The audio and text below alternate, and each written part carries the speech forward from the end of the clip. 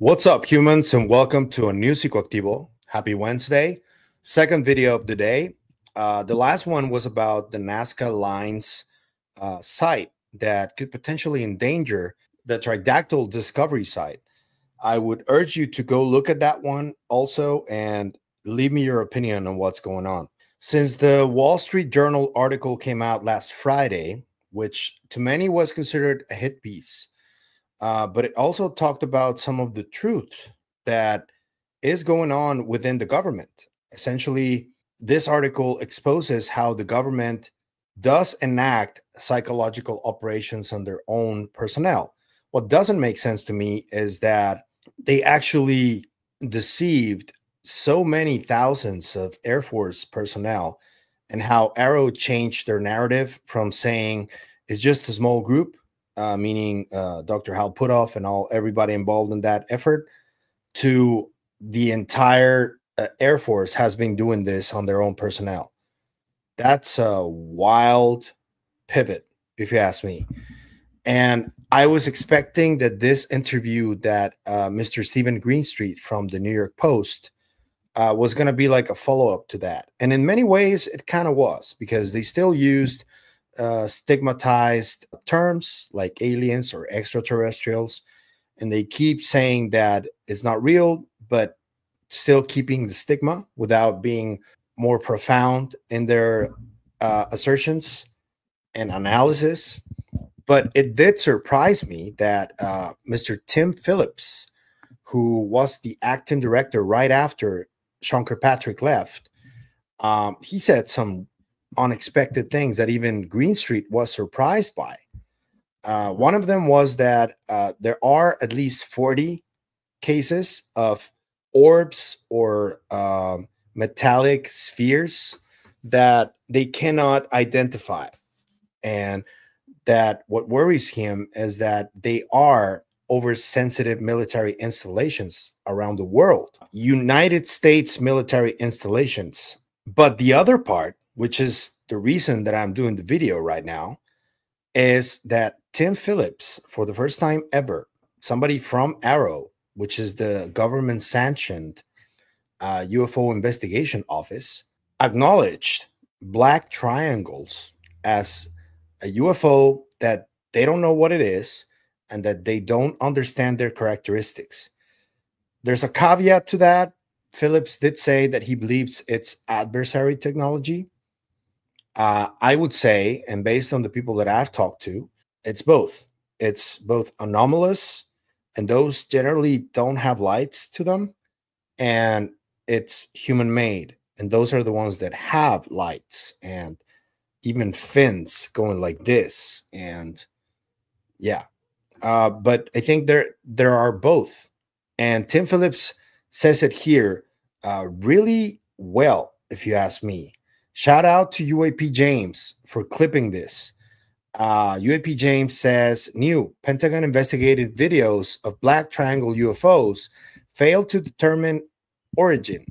Former AARO acting director says, Tim Phillips says AARO is aware of aerial objects with anomalies that we don't understand and with performances characteristics that we couldn't duplicate today. That's a first. And now that the government, the Pentagon, the AARO office is saying that, this is a major piece of news. And you got to see at Stephen Greenstreet's facial expressions when he hears Tim Phillips saying this. I can guarantee you that Greenstreet was not expecting this answer. And he's an experiencer himself. He has seen triangle-shaped UFOs in the past. So this really, I think, hit home for him. And you just got to listen to this exchange. Out of all the cases you saw and observed, what was the one that confused you the most and still confuses you, that you're just not sure what the heck? Is it the plasma ball? What was it that's something that struck you as particularly strange? You know, the black triangles. You see what he did there, Tim Phillips? He kind of knew that Stephen wasn't expecting that. And Stephen is like, wait, what? That's priceless. I'm sorry. Sorry, Steven, but that's priceless. But seriously? The black triangles, yeah. Black triangles are a common description of reported UFOs. Within the UFO community, there are many popular stories about spooky black triangles performing in paranormal ways. This is what I say about the language. Greenstreet, it's his trademark. He uses spooky, ghost, all the like tick words that are stigmatized in order to report what he does. And well, it's his trademark, but you guys know where it comes from. You guys know the intent. When you listen to it, you got to listen at the messaging. So this is what Mr. Greenstreet does. In fact, I myself saw a black triangle UFO in 2003, and it was pretty impressive. And obviously, the military has their own flying black triangles that, at one point, they tried to keep secret. But Phillips says the black triangles he saw concerned him. He thinks they could be high-tech aircraft being flown by a foreign adversary. There were some reports from credible people where they saw something and they saw a flying vehicle, triangular in shape.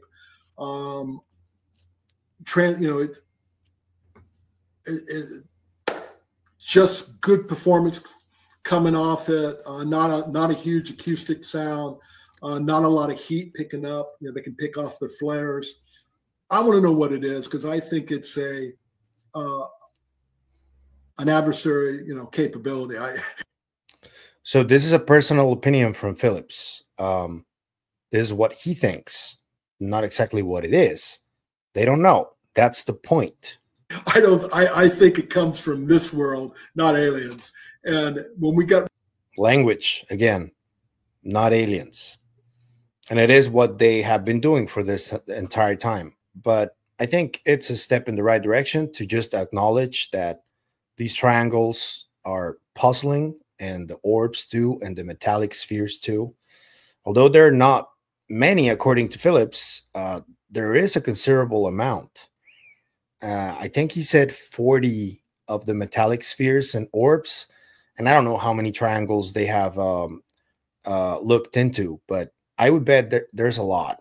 Got reports of the black triangles. That's something that really pricks my ears, and I want to know more. With these black triangles, though, on your end, are you looking at them? Are you looking at photos, videos, or are you just reading a report? All of the above. Whoa. That's pretty wild. I missed this the first time I saw the video. So he has looked at videos, photos, and reports of the black triangles. I want to see that. Does he have like access to really good looking HD black triangle videos? If so, share them, please. You don't know what they are. You don't know if they're classified or not. You're already admitting it. So share them. Seriously. Yeah, a little bit of everything. Yeah, there are things that we, like I said, there's a small percentage of the cases that we have unusual, flight characteristics and performance or anomalies that we don't understand. And that's where you have that this potentially disruptive technology or emerging technology that we need to understand. There are some spooky things and places they shouldn't be with performance characteristics that we couldn't duplicate today. So what is it? I don't know what it is, but we're going to find out. You can tell Greenstreet is like shocked. He was not expecting that from Phillips. And I got to say, there's an unpopular opinion going around from two of the people that are pro-disclosure, but they're journalists. They do journalistic work, and they try to remain balanced in their opinion. And I respect their opinion too. One of them is Marek von Brennenkamp. And this is what he said. Major kudos to Middle of Mayhem, who is Stephen Greenstreet on X, for his interview with Tim Phillips. Lots to unpack, but with top officials now admitting that they are completely baffled by many UAP incidents, including black triangles, the Overton window has shifted dramatically. I agree. This is good.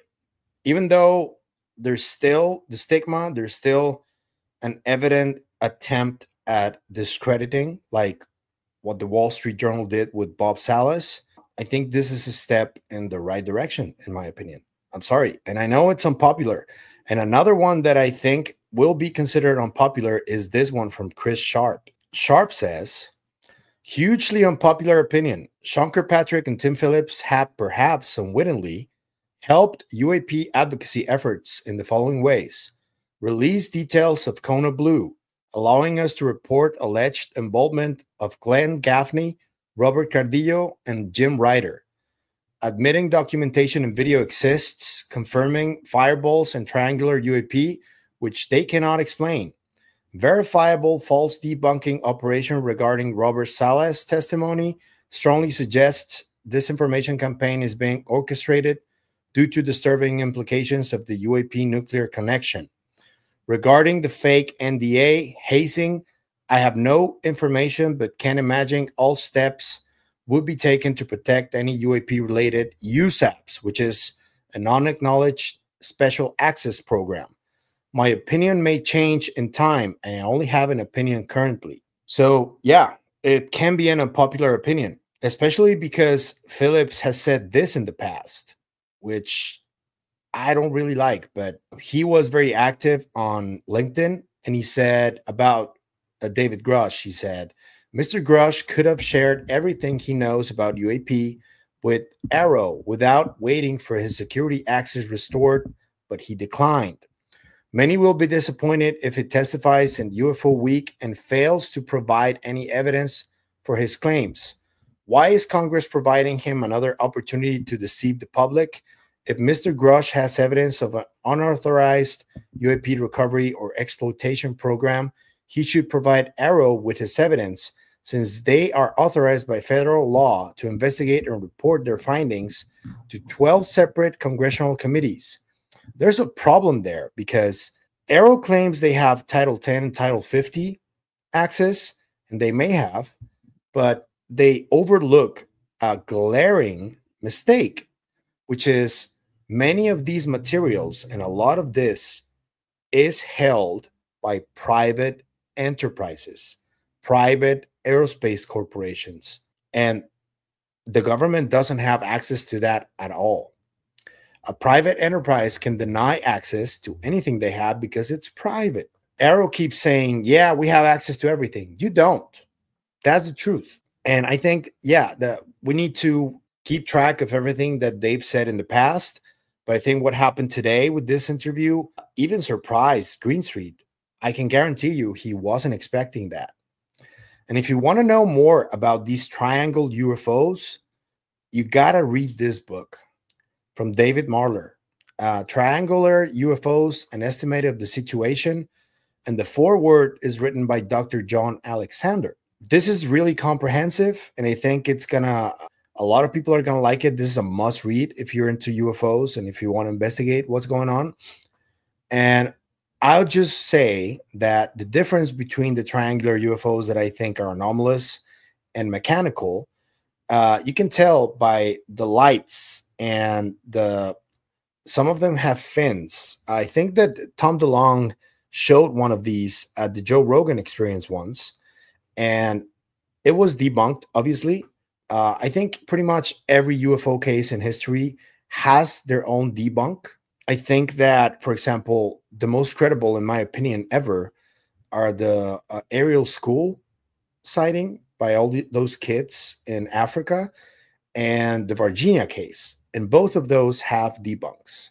The fact that a case has a debunk, which is every case, does not mean that it's not real. It just means that there's an evident response from whoever wants to keep that a secret or stigmatized. That's all it means. And the video that Tom DeLonge showed on Rogan does have a debunk, but it's still really compelling. And I think that the characteristics that Black Triangle shows may be human-made, not anomalous. Because I've heard people talking about these black triangles and the sightings, and the ones that I think may be anomalous, they materialize out of thin air and they generally do not have lights. They make absolutely no sound at all. So I think there are two types. I don't know which ones Tim Phillips saw. And I honestly don't think that if some of these black triangles were made by American aerospace companies, I don't think that AARO has access to any of that information or material or whatever. And if Tim Phillips saw those videos, some of them may be from American aerospace companies, and he's just not privy to the information. Therefore, he's obviously and naturally puzzled by whatever he saw, which would be nice if he shared or AARO shared. That'd be really cool. Maybe they will. It's not classified, I don't think. But yeah, let me know what you think in the comments about this interview. What do you think about Stephen Greenstreet's facial expressions when Tim Phillips was talking to him about black triangles? That was priceless, man. Kudos. Yeah, I echo what Marek said. This was a good interview. I just hope that people who come out and just acknowledge when good work is being done, regardless of your allegiances or your bias, I just hope that these people, me included, Chris Sharp, Marek von Brennenkampf, are not attacked by the believers, I would call them, because there's unhinged people on both sides. It's not just one side.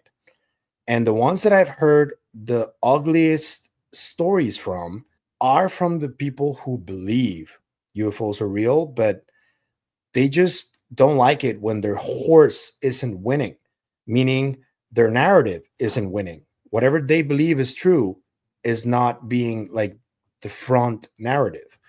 And they go to trolling, harassing, doxing, and it's happened a lot. I mean, even the NASA people who were trying to investigate this, and I know a lot of them were just honestly trying to investigate this from a scientific perspective, they denounced that they were harassed.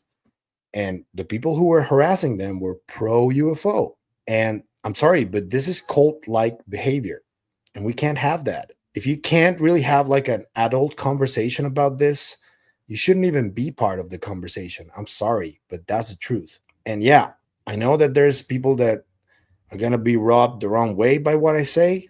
I'm sorry, but we need to be adults and try to look into this in an objective manner. And if that means that when Greenstreet, who is a known debunker, I mean, he has debunking UFOs since who knows when on his bio, if he comes out with an interview that has good information, we have to report on it and just look at the information. Don't attack the person. Attack the information. If you want to respond to someone you don't agree with, why go to personal attacks? Why go to ad hominem attacks? Why not use data to respond to that data? And that's that. That's the way to do it, I think. Attack the ideas, not the person. But that's just my opinion. I want to hear yours. What do you think? Let me know in the comments. If you like the content you see, I'm going to ask you to like, share, comment, subscribe, and hit the bell icon. That only takes you a few seconds. It's free, and it is what helps us the most. But if you want to support us in any other way, there's a few links down there you can choose from. You can become a member on YouTube, or you can support us on KGRA. Anything you choose to do is always appreciated, so thank you. That's it for me today on this video, but I'll see you guys in the next one. Remember, stay curious and inquisitive, always. Bye.